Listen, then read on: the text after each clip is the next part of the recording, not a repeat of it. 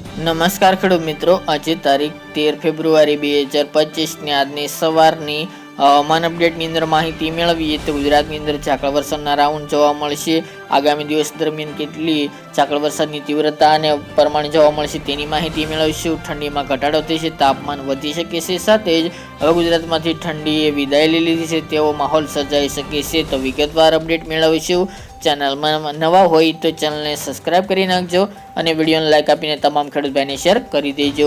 હાલ ગુજરાતની અંદર અત્યારે મિક્સ ઋતુનો અનુભવ જોવા મળી રહ્યો છે. ધીરે ધીરે તાપમાન ઊંચું જઈ રહ્યું છે, જેના કારણે ગુજરાતમાંથી હવે શિયાળો વિદાય લે તેવી શક્યતા દેખાઈ રહી છે. પરંતુ મિત્રો, આગામી 17 તારીખ સુધીની આગાહી કરવામાં આવી છે, જેમની અંદર વાત કરવામાં આવે તો સૌથી પહેલાં ઝાકળ વરસાદનું પ્રમાણ છેલ્લા 2 દિવસથી ઘણું બધું જોવા મળી રહ્યું છે. એમાં પણ ખાસ કરીને દ્વારકા, જામનગર, કાલાવડ, ખંભાળિયા, થ્રોલ, મોરબી, પોરબંદર, કચ્છના ભાગો, આ ભાગોની અંદર છેલ્લા 2 દિવસથી ઝાકળ વરસાદનું પુષ્કળ પ્રમાણ અલગ અલગ ભાગોની અંદર જોવા મળી રહ્યું છે.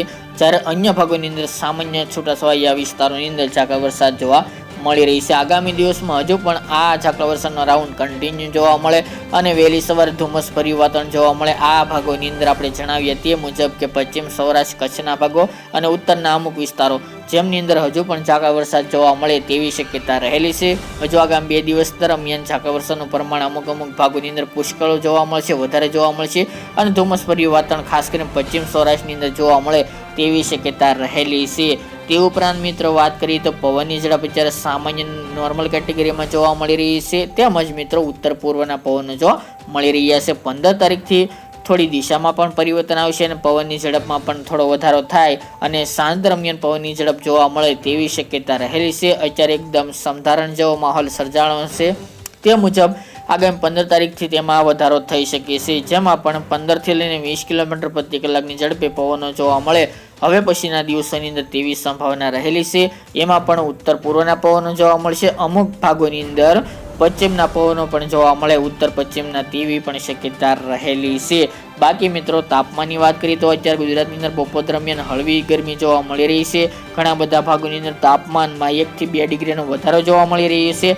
આગામી દિવસમાં તાપમાન હજુ પણ વધે અને 30 થી લઈને 35 ની વચ્ચે જોવા મળે તેવી શક્યતા રહેલી છે. તાપમાન વધુ ભાવનગર જિલ્લો, અમરેલી, જુનાગઢ, દક્ષિણ ગુજરાત, મધ્ય પૂર્વના અમદાવાદ, ગાંધીનગર જેવા ભાગોની અંદર હવે તાપમાન દિવસનું થોડું વધે તેવી શક્યતા રહેલી છે. ત્યાં તમામ ભાગોની અંદર ઠંડી હવે ગાયબ થઈ ગઈ તેવો માહોલ સર્જાણેલો છે. તેમજ મિત્રો, આ ફેબ્રુઆરીના અંતમાં મિક્સ ઋતુ જોવા મળશે. રાત્રિ દરમિયાન હળવી સામાન્ય ઠંડી ઉત્તર ગુજરાત અને કચ્છમાં જોવા મળશે. બાકીના ભાગની અંદર ગરમીનો અહેસાસ જોવા મળે તેવી શક્યતા રહેલી છે. હજુ પણ શિયાળો પૂર્ણ નથી થયો, હળવી ઠંડી જોવા મળશે. બાકી ઉનાળાની શરૂઆત હજુ મોડી થાય તેવું અનુમાન દેખાઈ રહ્યું છે. તો મિત્રો, આ ત્યાંની અપડેટ